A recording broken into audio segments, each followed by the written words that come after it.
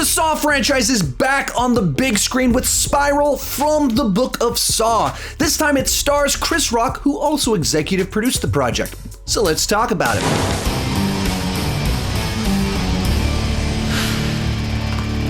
Spiral follows a detective trying to get out of the shadow of his famous father, who finds himself wrapped up in a deepening mystery with similarities to the city's most infamous killer. I'd actually never seen a Saw movie until I started my YouTube channel. The idea of a franchise about people being tortured to death wasn't something that I rushed towards immediately, but then when Jigsaw came out, I binged all the movies in the 2 weeks leading up to its release, and actually found myself kind of intrigued by the layered storytelling mythology, and especially the Jigsaw character and his worldview. And since Chris Rock actively pursued this project, wanted to star in it, and worked on the script a bit, I found myself way more excited for a new Saw movie than I ever expected that I would be. One more thing before we get started, this video is brought to you by NordPass. After watching a movie like Spiral, I normally find myself freaking out over every single sound I hear upstairs or out in the backyard.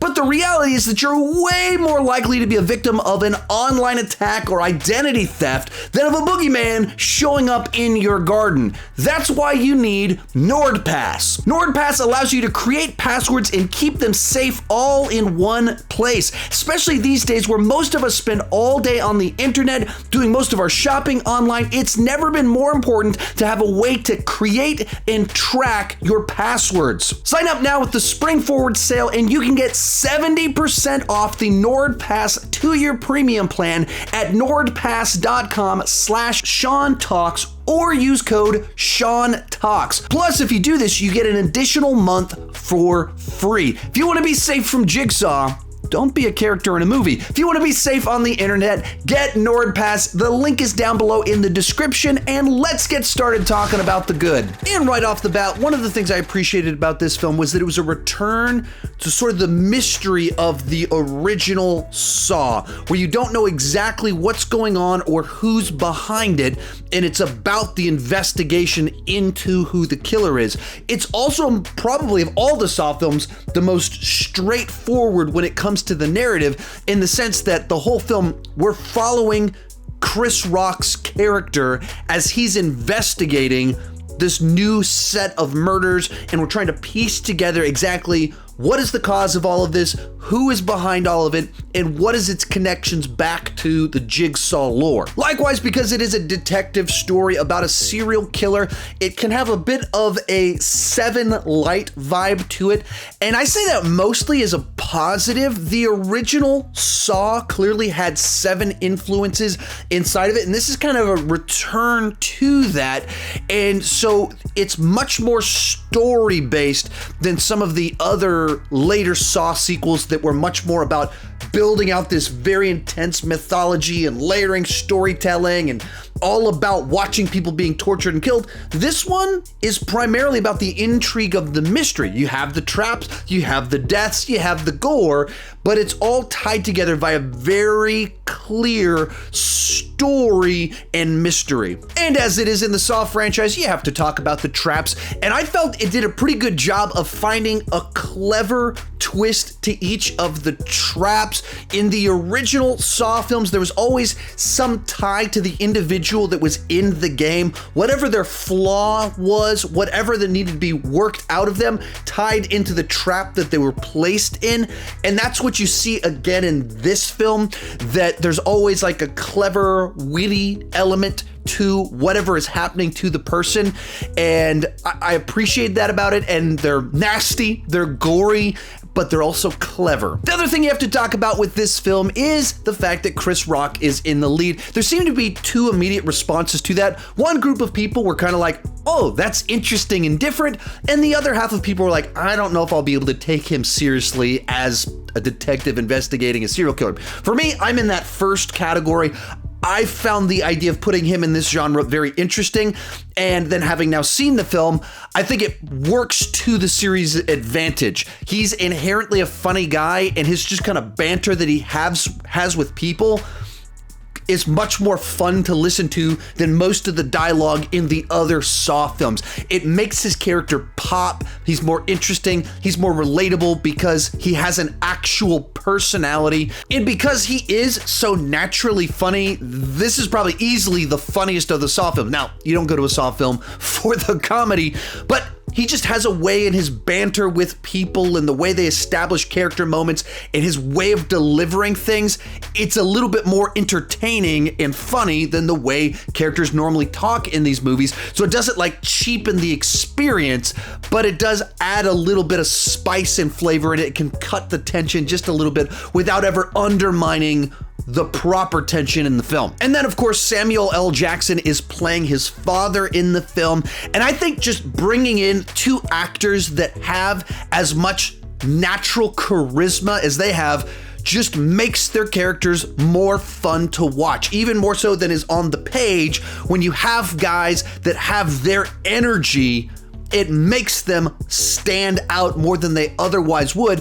And that, I think, is just kind of one of the nice things that provides an icing on this cake, is that you have actors that are so watchable and fun to see on screen. And finally, it's doing something different with the Saw franchise. You have the games, you have the people being killed because of some character flaw, you have the gore, all the stuff that you want from a Saw film, you have it. Twists, turns, reveals, all that stuff. But the nature of the story itself and the way the story is told feels different from really any of the other Saw films. Not totally detached, but kind of a fresh new way to tell a Saw story.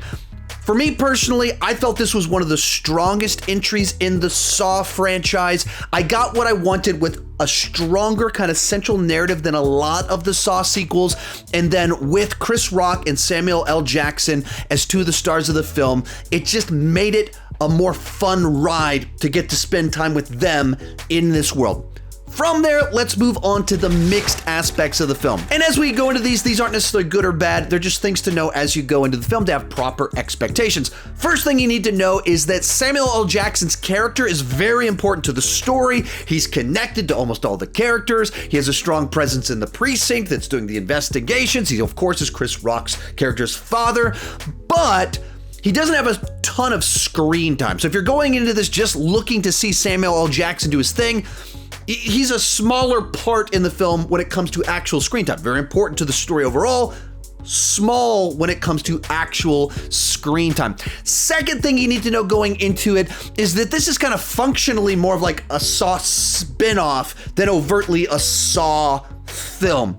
There was such a tightly woven mythology of all the previous Saw films that this one feels like something new and different in the world of Saw rather than being in the middle of all this stuff. So if you're looking for something that's just building on all the mythology of the past, that's not really what this is. This is events taking place after all of that, that's aware that all that took place, but telling a new story. Third thing to keep in mind as you go into this one, because the movie is so focused on the mystery, the whodunit, who's behind it, and why, it's not non-stop people being tortured to death. It's not non-stop gore. And so there are some patches where there's less games, less people in traps. And so if you show up just wanting to see that, you might be disappointed because it is focused on the story tying all of that together. There are a lot of people in traps.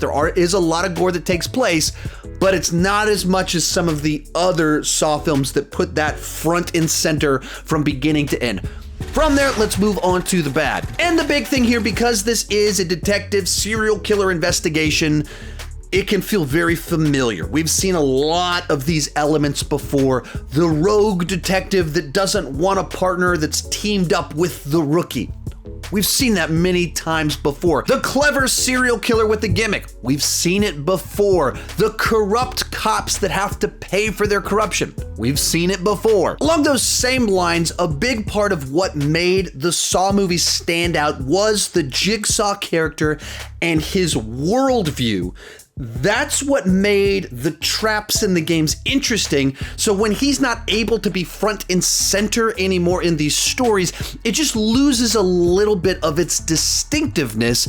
And the games, the traps are just a gimmick rather than part of this interesting philosophy of a fun, kind of sick, but interesting character. And I don't feel like this movie came up with an adequate replacement for John Kramer, but really that's been the problem with the Saw sequels ever since Saw 3.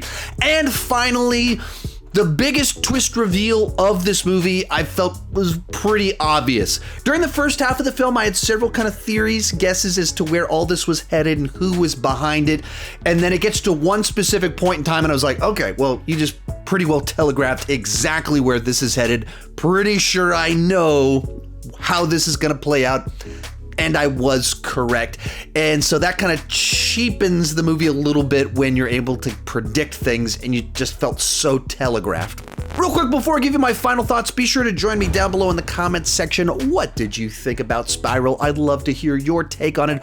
Also, I will be ranking all the Saw films this weekend. I've rewatched the films 2 times in anticipation and prep for it, written lots of notes, and I'm pretty excited to finally get to talk about all of them. For me, Spiral was a welcome addition to this franchise, and while the story might be a little bit straightforward and familiar, the additions of Chris Rock and Samuel L. Jackson were able to just elevate the material enough for this to be one of the best entries in this franchise. Overall, I'm gonna give this one a B on the entertainment scale, a 7.5. And if you like the Saw films or serial killer films in general, you should check this one out. Remember to come back this weekend for my ranking of the Saw films, and also if you want to work on your online security, check out NordPass at the link down below in the description. Thank you so much for watching, and keep talking movies too much.